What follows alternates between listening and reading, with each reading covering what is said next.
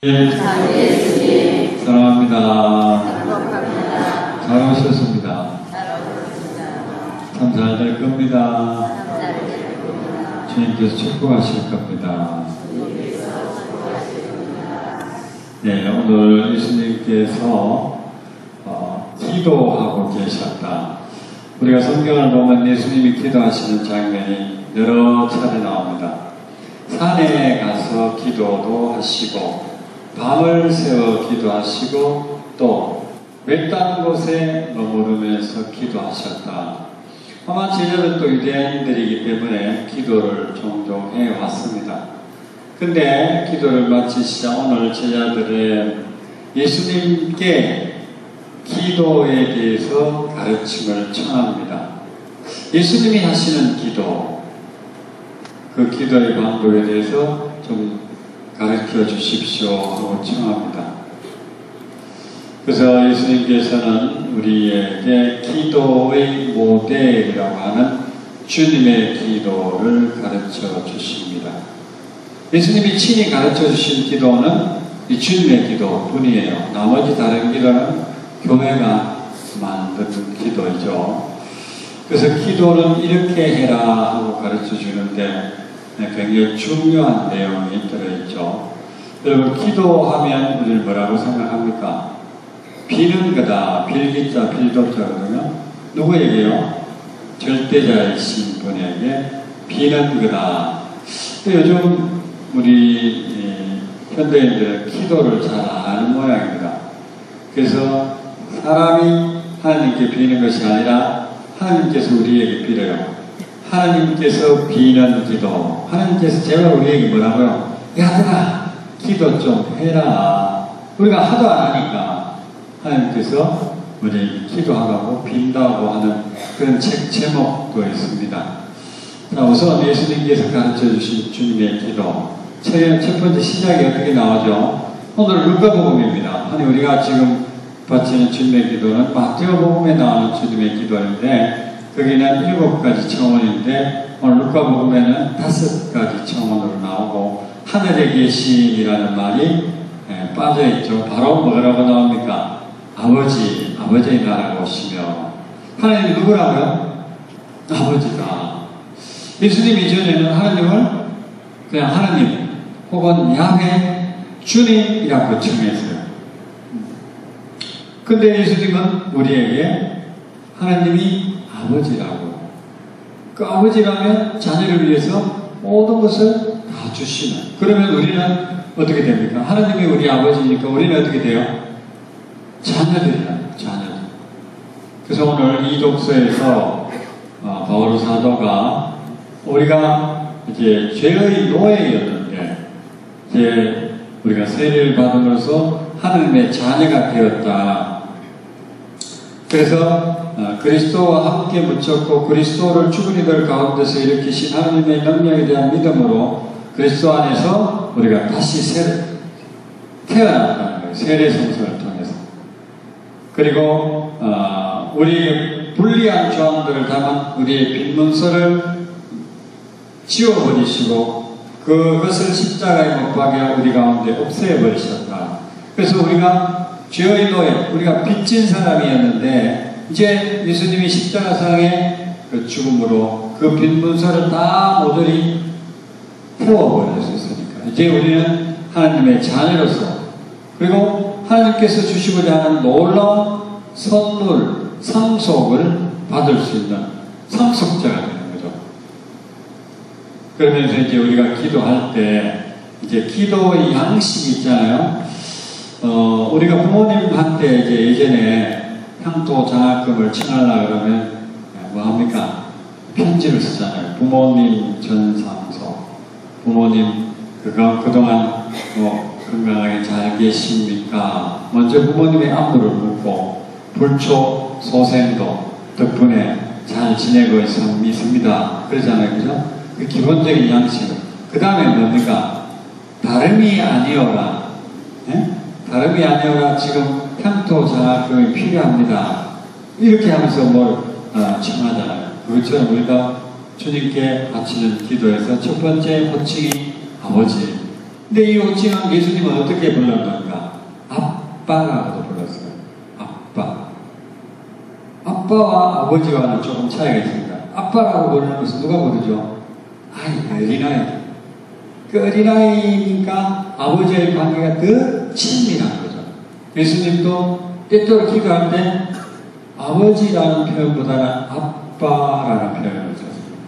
우리도 개인적으로 기도할 때 여러분 아빠라는 식으로 기도를 한번 하시면 예수님 하나님과의 우리 관계를 더 친밀하게 느낄 수 있을 거예요.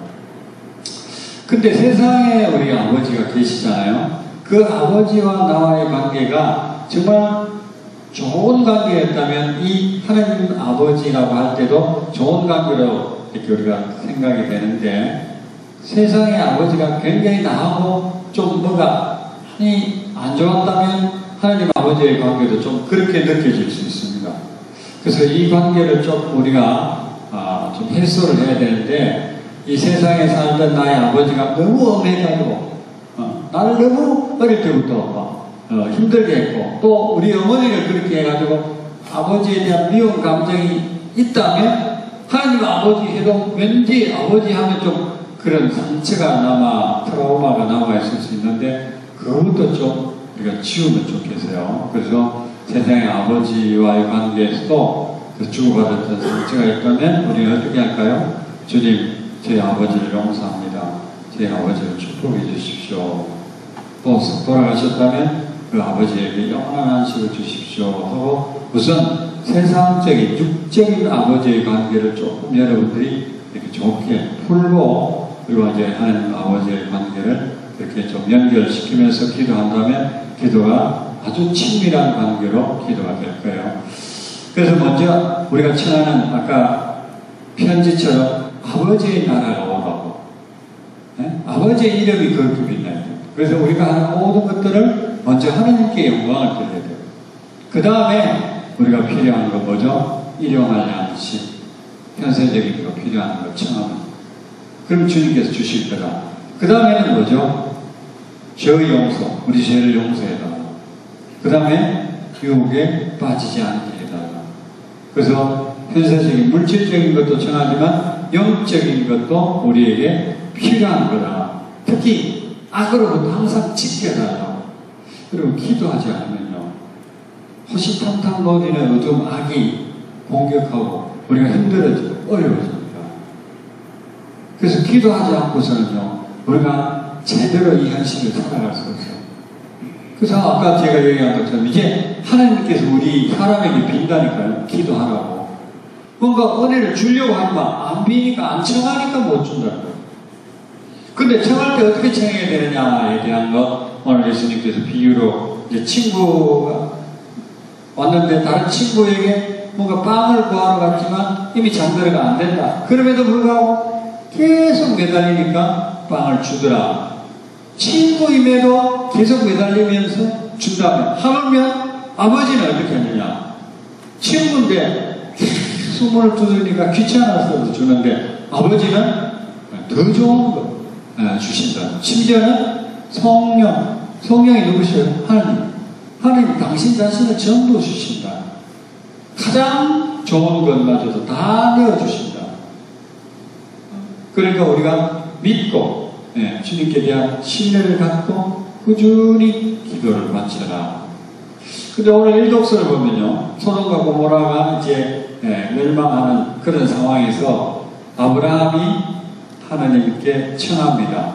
소돔과 고모라를 멸망하는데, 거기에 착하게 사는 사람이 50명만 있더라도 그 사람을 봐서라도 이 소돔과 고모라를 멸망하지 않게 해주십시오.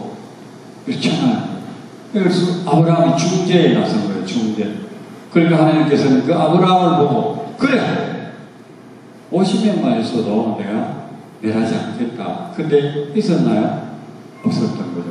그러니까 아브라함은 또 안타까운 마음으로 45명, 그 다음에 40명, 30명, 20명, 마지막에 10명만 있더라도 그 10명만 봐서라도 이 소돔과 고모라를 멸망하지 않게 해주십시오.